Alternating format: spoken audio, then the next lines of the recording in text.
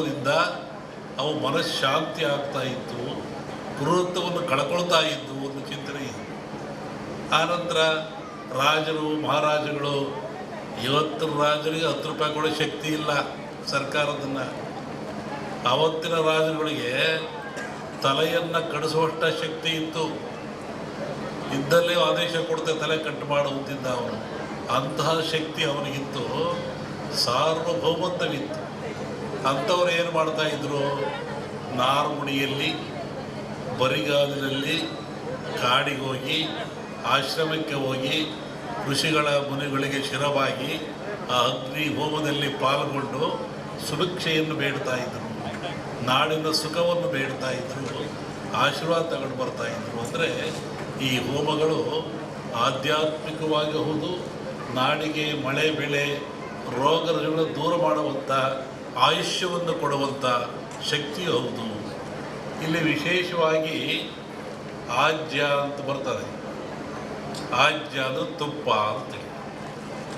ನಾನು ಬರ್ತಾ ಬೆಳಿಗ್ಗೆ ಆಗಲೇ ಹೇಳ್ತಾ ಇದ್ದೆ, ನಮ್ಮ ಹತ್ರ ಬಂದಾಗ ಯಾವುದನ್ನು ಆಜ್ಯ ಅಂತ ಕರಿತೀವಿ, ಆಜ್ಯದ ಮಹತ್ವವೇನು? ಹಾಲು ಕರಿತೀರ ನೀವು, ಹಾಲನ್ನು ಕರಿತೀರ, ಅದರ ಆಯುಷ್ಯ ಎಷ್ಟು?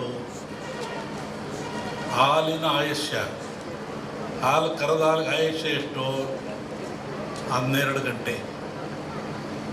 ಹಾಲು ಕರೆದ 12 ಗಂಟೆ ಮೇಲೆ ಅದು ಕೆಟ್ಟು ಹೋಗ್ತದೆ, ಅದು ಹಾಳಾಗಿ ಹೋಗ್ತದೆ, ಉಪಯೋಗ ಬರೋದಿಲ್ಲ. ಮನುಷ್ಯ ಭಾಳ ಬುದ್ಧಿವಂತ. ಈ ಹಾಲನ್ನು ಕೆಡದಂಗೆ ಇಟ್ಕೊಂಡು ನಾನು ಉಪಯೋಗ ಮಾಡಬೇಕು ಅಂತಾನೆ. ಅವನೇನು ಮಾಡ್ತಾನೆ, ನೀವೇನು ಮಾಡ್ತೀರಿ? ಬೆಂಕಿ ಹಾಕ್ತೀರಾ, ಅಂದರೆ ಹಾಲನ್ನು ಕಾಸ್ತೀರಾ. ಹಾಲನ್ನು ಕಾಸ್ತೀರಾ, ಕೆಂಪು ಕಾದ ಮೇಲೆ ಆರಿಸಿ ಅದಕ್ಕೆ ಹೆಪ್ಪಾಕ್ತೀರಾ, ಹುಳಿ ಹಾಕ್ತೀರಾ. ಅದೇನಾಯಿತು? ಮೊಸರಾಯಿತು. ಹಾಲಿನ ಆಯುಷ್ಯು 12 ಗಂಟೆ, ಮೊಸರಾದ ಕೂಡಲೇ 24 ಗಂಟೆ. ಯಾತ್ರಿಂದ ಆಯಿತು? ಬೆಂಕಿಯ ಸಂಸ್ಕಾರದಿಂದ ಹಾಲು ಹೆಪ್ಪಾಗಿ ಮೊಸರಾಯಿತು.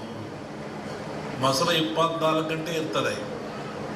ಹತ್ತೇನಾಯಿತು? ಅದಕ್ಕೆ ಮಂಥನ ಮಾಡಿದ ಮನುಷ್ಯ, ಕಡದ, ಅದಕ್ಕೆ ಚಲೆಯನ್ನು ಕೊಟ್ಟ. ಆವಾಗ ಬೆಣ್ಣೆ ಆಯಿತು, ಮಜ್ಜಿಗೆ ಆಯಿತು. ಬೆಣ್ಣೆ ಆಯುಸ್ಸೆಷ್ಟು? ಮಜ್ಜಿಗೆ ಆಯುಸ್ಸೆಷ್ಟು? ಮಜ್ಜಿಗೆ ಆಯಸ್ಸು 2 ದಿನ. ಒಂದಿನ ಸಿಹಿ ಮಜ್ಜಿಗೆ ಅಂತಾರೆ, 2ನೇ ದಿನ ಹುಳಿ ಮಜ್ಜಿಗೆ ಅಂತಾರೆ. ಹುಳಿ ಮಜ್ಜಿಗೆಯನ್ನು ಅನೇಕ ರೀತಿಯ ಕಾಯಿಲೆಗಳು ಉಪಯೋಗ ಮಾಡ್ತಾರೆ, ಪ್ರಾಣಿಗಳಿಗೆ ಎಲ್ಲದೂ. ಈ ಬೆಣ್ಣೆ ಆಯುಸ್ಸೆಷ್ಟು? ಈ ಬೆಣ್ಣೆ ಆಯುಸ್ಸು 1 ವಾರ. ಇದನ್ನು ನವನೀತ ಅಂತ ಕರೀತಾರೆ. 9 ಕಾಯಿಲೆಗಳನ್ನು ಹುಷಾರು ಮಾಡತಕ್ಕಂಥ ಶಕ್ತಿ ಇದು ಬೆನ್ನೆ ಇರ್ತದೆ. ಬೆನ್ನೆಲ್ಲಿ ಹೆಂಗೆ ಬಂತು? ಬೆಣ್ಣೆಯಲ್ಲಿ ಹೆಂಗೆ ಶಕ್ತಿ ಅಂದರೆ, ಹಸು ಹಾಲಂತ ಹುಲ್ಲಂತ ತಿಂತದೆ, ಗಿಡಮೂಲಿಕೆ ಅಂತ ತಿಂತದೆ, ಕಾಡಿಗೆ ಹೋಗ್ತದೆ, ನಡೆದಾಡ್ತದೆ. ಆ ತಿಂದು ಬಂದು ಹಾಲನ್ನು ಕೊಡ್ತದೆ. ನೀವು ಮೊಸರು ಮಾಡಿ ಎಪ್ಪಾಕಿ ಬೆಣ್ಣೆ ಮಾಡಿದ್ವಿ ನೋಡಿ, ಇಲ್ಲೂ ಗಿಡಮೂಲಿಕೆ ಬಂತು. ಹಸುವಿನಲ್ಲಿಯೂ ಸಹ ಗಿಡಮೂಲಿಕೆ ಬಂತು. ಆ ಹುಲ್ಲನ್ನು ತಿನ್ನುವುದರಿಂದ ಅದು ಬೆಣ್ಣೆ ಹಾಲು ಪರಿವರ್ತನೆ ಆಯಿತು. ಈ ಬೆಣ್ಣೆ 1 ವಾರ ಆದಮೇಲೆ ಮತ್ತೇನು ಮಾಡ್ತಾನೆ ಮನುಷ್ಯ? ತುಪ್ಪ ಮಾಡ್ತಾನೆ. ಅದನ್ನು ಕಾಸಿ ಅದಕ್ಕೆ ತುಪ್ಪ ಮಾಡ್ತಾನೆ. ತುಪ್ಪದ ಆಯಸ್ಸು ಎಷ್ಟು? 100 ವರ್ಷ. ನೋಡಿ, 12 ಗಂಟೆ ಹಾಲು ಸಂಸ್ಕಾರದಿಂದ ಏನಾಯಿತು? ತುಪ್ಪು ಆಯಿತು. ಅದರ ಆಯುಷ್ಯು 100 ವರ್ಷ. ಕ್ರೂರವಾದ ಪ್ರಾಣಿಗಳಿರ್ತವೆ. ಆ ಪ್ರಾಣಿಗಳು ಸಹಿತ ಮನುಷ್ಯನನ್ನು ಹಿಂಸೆ ಮಾಡಲ್ಲ. ಈ ಯಜ್ಞ ಮಾಡೋದ್ರಿಂದ, ಹೋಮ ಮಾಡೋದ್ರಿಂದ, ಆ ಬಂದ ಧೂಮದಿಂದ ಮನಸ್ಸು ಪರಿವರ್ತನೆಯಾಗಿ ಶಾಂತ ಸ್ವಭಾವಕ್ಕೆ ಬರ್ತವೆ. ಆವಾಗ ಮನುಷ್ಯನೊಂದಿಗೆ ಅವು ಸ್ನೇಹಿಗಳಾಗ್ತವೆ. ಅನೇಕ ಕಥೆಗಳನ್ನು ಕೇಳಿದ್ದೀವಿ. ಸ್ವಾಮಿಗಳಿದ್ದರು, ಅಲ್ಲಿ ಹುಲಿ ಬರ್ತಾ ಇತ್ತು, ಸಿಂಹ ಬರ್ತಾ ಇತ್ತು, ಹುಲಿ ಮೇಲೆ ಸ್ವಾಮಿಗಳು ಹೋಗ್ತಾ ಇದ್ದರು. ಅಂದರೆ ಯಜ್ಞ ಯಾಗಾದಿಗಳ ಫಲದಿಂದ ಬರುವಂಥ ಹೋಮಾದಿಗಳ ಧೂಮದಿಂದ ಅವು ಮನಃಶಾಂತಿ ಆಗ್ತಾ ಇತ್ತು, ಕ್ರೂರತ್ವವನ್ನು ಕಳ್ಕೊಳ್ತಾ ಇದ್ದು ಒಂದು ಚಿಂತನೆ ಇದೆ. ಆನಂತರ ರಾಜರು ಮಹಾರಾಜಗಳು, ಇವತ್ತಿನ ರಾಜರಿಗೆ 10 ರೂಪಾಯಿ ಕೊಡೋ ಶಕ್ತಿ ಇಲ್ಲ ಸರ್ಕಾರದನ್ನು. ಅವತ್ತಿನ ರಾಜರುಗಳಿಗೆ ತಲೆಯನ್ನು ಕಡಿಸುವಷ್ಟ ಶಕ್ತಿ ಇತ್ತು. ಇದ್ದಲ್ಲೇ ಆದೇಶ ಕೊಡ್ತೆ ತಲೆ ಕಟ್ಟು ಮಾಡುತ್ತಿದ್ದ ಅವನು. ಅಂತಹ ಶಕ್ತಿ ಅವನಿಗಿತ್ತು, ಸಾರ್ವಭೌಮತ್ವವಿತ್ತು. ಅಂಥವ್ರು ಏನು ಮಾಡ್ತಾಯಿದ್ರು? ನಾರ್ಮುಡಿಯಲ್ಲಿ, ಬರಿಗಾಲಿನಲ್ಲಿ ಕಾಡಿಗೆ ಹೋಗಿ, ಆಶ್ರಮಕ್ಕೆ ಹೋಗಿ, ಋಷಿಗಳ ಮುನಿಗಳಿಗೆ ಶಿರವಾಗಿ ಆ ಅಗ್ನಿ ಹೋಮದಲ್ಲಿ ಪಾಲ್ಗೊಂಡು ಸುಭಿಕ್ಷೆಯನ್ನು ಬೇಡ್ತಾ ಇದ್ದರು, ನಾಡಿನ ಸುಖವನ್ನು ಬೇಡ್ತಾ ಇದ್ದರು, ಆಶೀರ್ವಾದ ತಗೊಂಡು ಬರ್ತಾಯಿದ್ರು. ಅಂದರೆ ಈ ಹೋಮಗಳು ಆಧ್ಯಾತ್ಮಿಕವಾಗಿ ಹೌದು, ನಾಡಿಗೆ ಮಳೆ ಬೆಳೆ ರೋಗಗಳನ್ನು ದೂರ ಮಾಡುವಂಥ, ಆಯುಷ್ಯವನ್ನು ಕೊಡುವಂಥ ಶಕ್ತಿ ಹೌದು. ಇಲ್ಲಿ ವಿಶೇಷವಾಗಿ ಆಜ್ಯ ಅಂತ ಬರ್ತದೆ. ಆಜ್ಯ ಅದು ತುಪ್ಪ ಅಂತೇಳಿ ನಾನು ಬೆಳಿಗ್ಗೆ ಆಗಲೇ ಹೇಳ್ತಾ ಇದ್ದೆ ನಮ್ಮ ಹತ್ರ ಬಂದಾಗ, ಯಾವುದನ್ನು ಆಜ್ಯ ಅಂತ ಕರಿತೀವಿ, ಆಜ್ಯದ ಮಹತ್ವವೇನು? ಹಾಲು ಕರಿತೀರ ನೀವು, ಹಾಲನ್ನು ಕರಿತೀರ, ಅದರ ಆಯುಷ್ಯ ಎಷ್ಟು? ಹಾಲಿನ ಆಯುಷ್ಯ, ಹಾಲು ಕರೆದ ಹಾಲಿಗೆ ಆಯುಷ್ಯ ಎಷ್ಟು?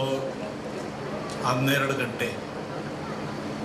ಹಾಲು ಕರೆದ 12 ಗಂಟೆ ಮೇಲೆ ಅದು ಕೆಟ್ಟು ಹೋಗ್ತದೆ, ಅದು ಹಾಳಾಗಿ ಹೋಗ್ತದೆ, ಉಪಯೋಗ ಬರೋದಿಲ್ಲ. ಮನುಷ್ಯ ಭಾಳ ಬುದ್ಧಿವಂತ. ಈ ಹಾಲನ್ನು ಕೆಡದಂಗೆ ಇಟ್ಕೊಂಡು ನಾನು ಉಪಯೋಗ ಮಾಡಬೇಕು ಅಂತಾನೆ. ಅವನೇನು ಮಾಡ್ತಾನೆ, ನೀವೇನು ಮಾಡ್ತೀರಿ? ಬೆಂಕಿ ಹಾಕ್ತೀರಾ, ಅಂದರೆ ಹಾಲನ್ನು ಕಾಸ್ತೀರಾ. ಹಾಲನ್ನು ಕಾಸ್ತೀರಾ, ಕೆಂಪು ಕಾದ ಮೇಲೆ ಆರಿಸಿ ಅದಕ್ಕೆ ಹೆಪ್ಪು ಹಾಕ್ತೀರಾ, ಹುಳಿ ಹಾಕ್ತೀರಾ. ಅದೇನಾಯಿತು? ಮೊಸರಾಯಿತು. ಹಾಲಿನ ಆಯುಷ್ಯು 12 ಗಂಟೆ, ಮೊಸರಾದ ಕೂಡಲೇ 24 ಗಂಟೆ. ಯಾತ್ರಿಂದ ಆಯಿತು? ಬೆಂಕಿಯ ಸಂಸ್ಕಾರದಿಂದ ಹಾಲು ಹೆಪ್ಪಾಗಿ ಮೊಸರಾಯಿತು. ಮೊಸರು 24 ಗಂಟೆ ಇರ್ತದೆ. ಅತ್ತೇನಾಯಿತು? ಅದಕ್ಕೆ ಮಂಥನ ಮಾಡಿದ ಮನುಷ್ಯ, ಕಡದ, ಅದಕ್ಕೆ ಚಲೆಯನ್ನು ಕೊಟ್ಟ. ಆವಾಗ ಬೆಣ್ಣೆ ಆಯಿತು, ಮಜ್ಜಿಗೆ ಆಯಿತು. ಬೆಣ್ಣೆ ಆಯುಸ್ಸೆಷ್ಟು? ಮಜ್ಜಿಗೆ ಆಯುಸ್ಸೆಷ್ಟು? ಮಜ್ಜಿಗೆ ಆಯಸ್ಸು 2 ದಿನ. ಒಂದಿನ ಸಿಹಿ ಮಜ್ಜಿಗೆ ಅಂತಾರೆ, 2ನೇ ದಿನ ಹುಳಿ ಮಜ್ಜಿಗೆ ಅಂತಾರೆ. ಹುಳಿ ಮಜ್ಜಿಗೆಯನ್ನು ಅನೇಕ ರೀತಿಯ ಕಾಯಿಲೆಗಳು ಉಪಯೋಗ ಮಾಡ್ತಾರೆ, ಪ್ರಾಣಿಗಳಿಗೆ ಎಲ್ಲರೂ. ಈ ಬೆಣ್ಣೆ ಆಯುಸ್ಸೆಷ್ಟು? ಈ ಬೆಣ್ಣೆ ಆಯುಸ್ಸು 1 ವಾರ. ಇದನ್ನು ನವನೀತ ಅಂತ ಕರೀತಾರೆ. 9 ಕಾಯಿಲೆಗಳನ್ನು ಹುಷಾರು ಮಾಡತಕ್ಕಂಥ ಶಕ್ತಿ ಇದು ಬೆನ್ನೆ ಇರ್ತದೆ. ಬೆನ್ನೆ